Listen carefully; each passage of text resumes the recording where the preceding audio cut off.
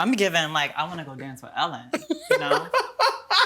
Before she ends her show, like, that's on my vision board. Like, To dance with Ellen? Mm-hmm. Ellen, you heard this, because Ellen's a fan of the show. So, Ellen, Ellen, don't end your season, your final season without me getting to dance with you. Yes, I'm just saying. Say it here. I'm just saying. Ellen.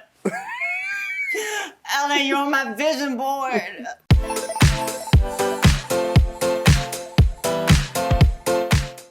What are you giving? I love this outfit. It's giving lawyer. What?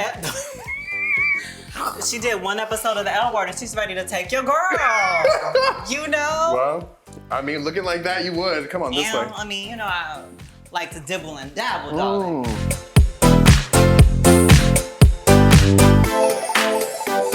Take a journey with me back to 2008. You get the call to be on America's Next Top Model. I know he's going this far back. Shit, trying to trigger me. TBT. You get the call, ISIS, we want you on America's Next Top Model. What goes through your head? I was in a shelter at the time. And I wanted, like, I was a background extra, and I was like, oh my gosh, like, I would love to do it. Has a trans person ever been on the show? You know, all of that. So fast forward, when I start getting the calls, I was like, okay, they're trying to play me. Like, they're trying to play with me. I'm short. I just started my trend. Like, I don't believe it. Even though I know I turned the background the season before. But I actually said no many, many times. And Kara, who ended up becoming a really close friend of mine, and we have the same birthday, she was the wrangler. So she kept calling and kept calling. I kept saying no, no, no. And then finally, I don't know, it felt like months. When I finally said yes, they said, okay, well, you have to do this paperwork and stuff. And within 48 hours, they flew me out to do the semifinals. Like, it was like to the wire. Got flew and out. They had to have me there, I found out. And I finally said yes. But yeah, it really changed my life. You know, it's funny because at a time when trans representation was you on reality television, was that something that you even thought about when you were filming or when you were there? Were you like, oh, I'm one of the first or the first definitely to be on America's Next Top Model? Yeah. Did any of that go through your head when you were starting? It didn't, because I was in the shelter and I was just thinking about it from the perspective of, I want a better life. Yeah. Everyone I come from the ballroom scene, and I feel like the girls that I did meet was just like, you're a Black trans girl. Like, this is how your life is going to be. And especially moving to New York and like being alone, I was like, no, like that can't be it. So when I got the call, I was just like, okay, this is my chance. I have to make something out of this because girls like me don't get a chance like this. And this moment could literally, or will literally change my life. I always tell the story of like MySpace. It was this gay kid sent me a message. It was like a month or two after the show after I got eliminated. It was like a month or two after I got eliminated. This young gay kid sent me a message and said I was about to commit suicide, and seeing your story helped me realize there was a light at the end of the tunnel. And I remember crying and being like, oh, snap, like this is so much bigger than just my moment. Right. And I think that is when I really knew. I think years later, like throughout, I learned more and more how big it was. But then it was hard because like now during the pandemic, right, people are just like, how could they talk to you like that on the show? How could this happen? How could this happen? But if you go back and look at comments from the era, I ran into some recently, comments from the era, like death threats, horrible messages. People are so hyper aware and hypersensitive to trans people, but that's not the feedback I got back then, not just on the show, but when I left and being terrified and not leaving the house for the first 2 weeks after the show came on. Yeah. When you walk into a room genuine and kind towards everybody. You know, you have a bright light around you. And I feel like sometimes you don't realize what a legend you already are. The fact that you are able to receive that in a way that's not only beneficial for you, but beneficial for the community as a whole is so special. I'm so happy that you exist in this space and in this world. I appreciate it. Yeah. I'm coming in here thinking we're going to be joking and you know I'm a crybaby. So I'm like, first of all, this is a long interview and I don't have no way to touch up my makeup.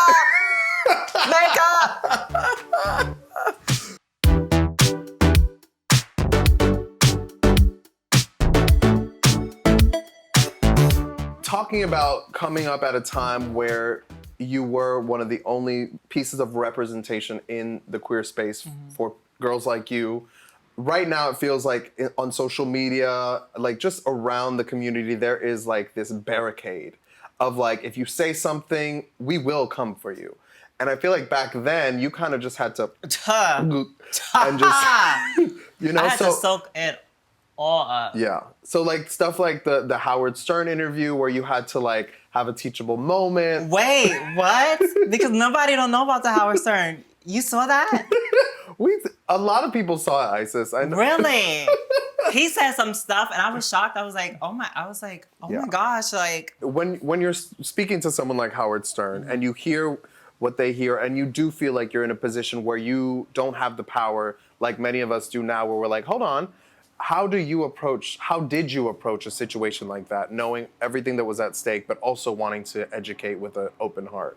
Because I didn't have like an army or people really, didn't really feel that much like community coming through where people really had the voices to really speak up. And also because my career wasn't really grounded in financial stability through most of my career, it made it really hard to speak up when I feel like I needed to, because I couldn't afford to be ostracized. It did make it hard to kind of navigate, how can I answer this back? Because I want to say, blah, blah, blah, blah, blah. It's like, I can't. That's not the branding word that Tyra Banks gave me.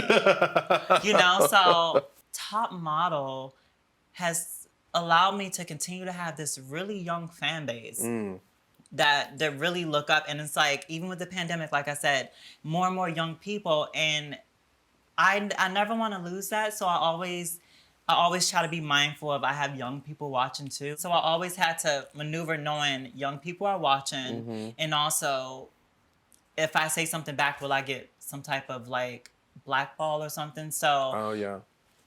And also, unfortunately, I come from being abused in abusive relationships. So a lot of throughout my career, it did make it easier for me to be silenced, unfortunately.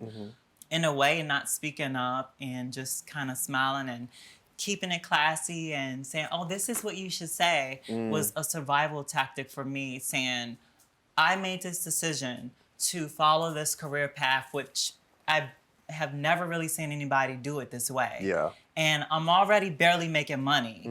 So how can I navigate this in the most positive way without possibly losing everything? So you mentioned the pandemic, and you mentioned how a lot of people are rewatching or watching America's Next Top Model for the first time.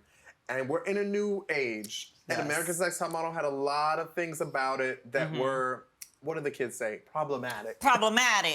So seeing stuff like where they would have blackface or, people, having fatphobic challenges. How did you feel about that then when you were seeing things like that? And how do you feel about it now? Well, I can say from my season and how people said, oh, Tyra this, Tyra that.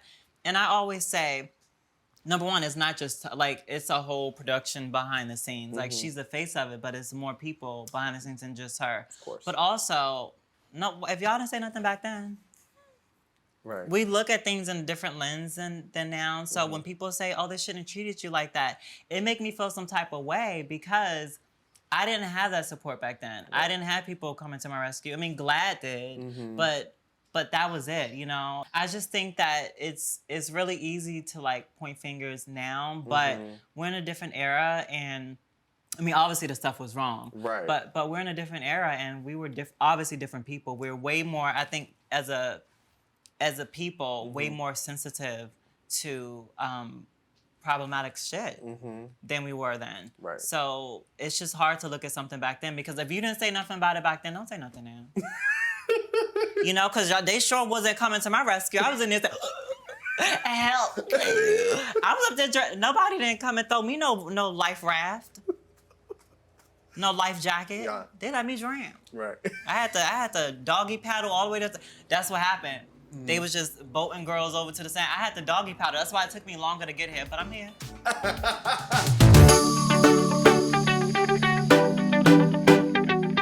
Knowing you and knowing a lot of people within our community that do have visibility, I think people forget that visibility and some sort of fame does not equal equitable financial stability. Yeah. And I just wanted you to talk about that a little bit, because a lot of people like you and like girls that came before you could really use the stability, the financial stability, to make those dreams come true. Yeah. You know?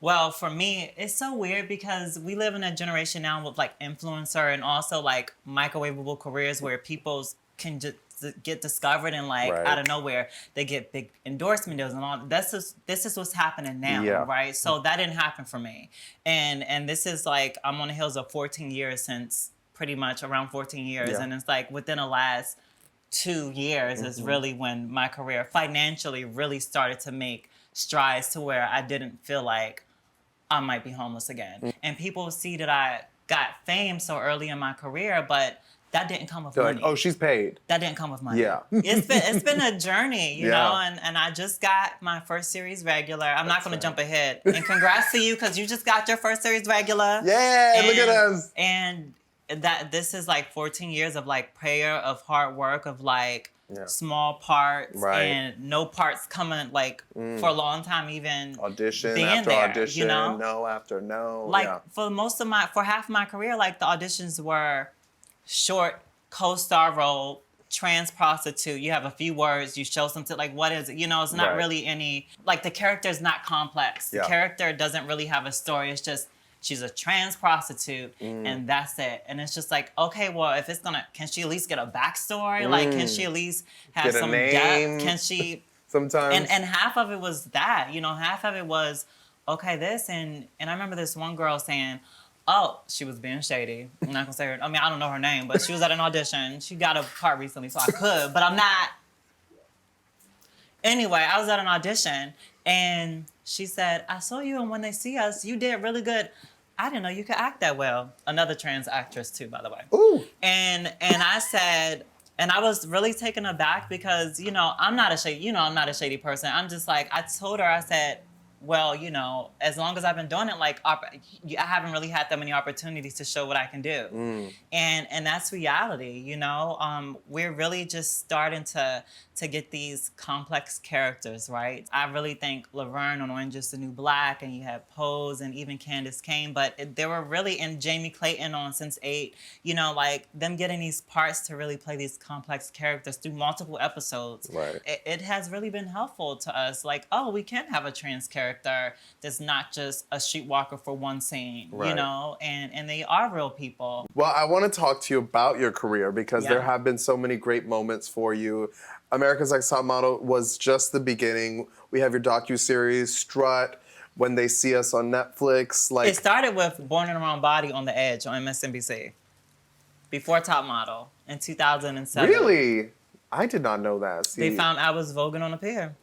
And they came and it was like, are you in the ballroom scene? I was like, yeah. They was like, we're doing a part 2 of this Born in the Wrong Body documentary about the ballroom scene, and we would love you to be a part. So I'm like, I never chased it. See, that's the difference with me and these other people. I never chased. It just kept finding me, honey. You know what I'm saying? I can't get away. she said, You and know? the parts came to me, darling. You know? The money didn't. They're like, we want you, but you see, it's a different time now. Because I'm like, okay, what's the fee?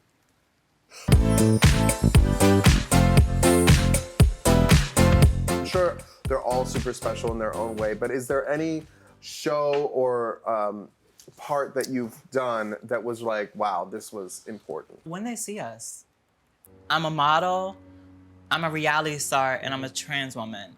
And those 3 things throughout my career, like those have all worked together to make it really hard for me to transition. Like a trans person trying to be an actor. Yes, now, but throughout those years, no. Or that's hard. A reality star trying to cross over, that's hard. A model trying to cross over. So I had 3 strikes against me. But for When They See Us, Yeah.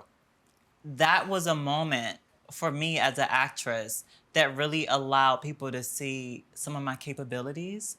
And I wanted that for so long. I worked for that for so long. So Ava gave me this opportunity. I was on scene. I had a few scenes. One where I played pre-transition, and then one where I played at the beginning of transition.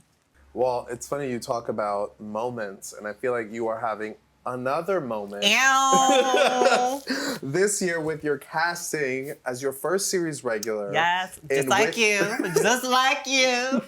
Just like, I know it's COVID, but just like you. Your first series regular on the show from Amazon, With Love. Yes. You play Saul Perez. Tell Yes. me a little bit about this character. First of all, I'm so excited to watch it. Yes. But I just want to hear about Saul. I've always wanted to be a part of a rom-com. Anybody that knows me know that I'm obsessed with Cameron Diaz and like Jennifer Lopez, you know, all these like rom-com divas I've always just wanted a role that wasn't based in trauma. I get to kind of just skip along and be la la la and happy and fall in love because it inspires me. Those type of movies always inspire me, especially being somebody who's on a like demi-A spectrum. It's like sometimes I'm like, do I even want this? Like, is it even there for me? And then I see a rom-com. And as cliche as it sounds, it always just gives me hope. Same. And I've never gotten to see a trans femme kind of just be that. Yeah. Just be carefree, no trauma, just carefree, fall in love. So that always was something I wanted outside of being a superhero. Yeah. You heard it here, With Love on Amazon, starring the rom-com diva herself. I also want to talk to you about, because you mentioned that you were giving L word today when you came in. I want to talk to you about Dr. Claudia, who is a baddie. Come on. Tell me about the process of being on an iconic reboot like the L word and what Dr. Claudia, like, what that character was giving. Let me just say, Michael, with as much professionalism as I can muster, which is considerably more than you managed to gather before barging into my office, I want to remind you that I am a doctor with a medical degree. I always have my patient's best interests at heart. I honestly wouldn't care if you did. And say, it's so funny because I booked that a few months before With Love. Yeah. And right before that, you know, I know like my age, but I also know like the way I act. I mean, I'm not gonna say I'm immature. I just think I'm really like youthful the way I talk and the way I act. Yeah. So I always used to say in my auditions, and maybe I'm like, oh, this isn't gonna be believable. Me as a doctor, or me as a this, me as a that. Like, people I read way younger, and people are not gonna believe it. So then I booked this. You know, she's a doctor, and then I booked With Love, where, you know, I have my lab coat and my smocks, and I'm just like, oh, I am that. Yeah. You know, now would I trust me as my doctor? I don't know. But that's a whole different story. Yeah, I love it. Okay, so you were talking about how much of a sci-fi fan you are. Yes. And you're always talking about it on Twitter. You're always saying who you would cast and this and that. But let's give you the casting chair for Isis King, the superhero. Yes. Who would you play? And if you wouldn't play someone that already exists, what would your superhero be? Okay, so a character, because I know, like, when X-Men, everybody know, like, I'm the biggest, as a kid, I wanted to be a comic book artist, so my illustration style was based on that. And sometimes I see people with these roles and like, oh, I don't want this because this itch or that itch. I'm like, make me itch from the suit, paint me, make me break out and hide from the body paint. Like, I'm so obsessed with superheroes. So, okay, so it's an X-Men character that I don't even know if they would go in this direction, but I really would like to see either the Mojo or the Savage Land storyline, because they haven't done either one of those yet. So I would love to play Vertigo, who's awesome from Savage Land. But I really think Spiral, she has 6 arms, she twirls, she got that long white hair. You know, I'm trying to practice my stretching so I can learn how to do a split, just in case they need it. I'm trying to get there. But I would love to play Spiral in Marvel. You got to be really careful what you put in the universe, and I'm good with manifesting everything. So I have to say, I want to be in Marvel or DC, but I want powers. Because, you know, don't cast me as a news reporter. I will be mad. Or the sidekick that don't got powers with the gun. I don't want no gun. Only way I want a gun is if I do a Charlie's Angels reboot, because me and Trace and Angelica would make... Tell them. Me, Trace, and Angelica. I think we said this years ago, but I mean, now we're really getting it. So it's like, I mean, it can happen.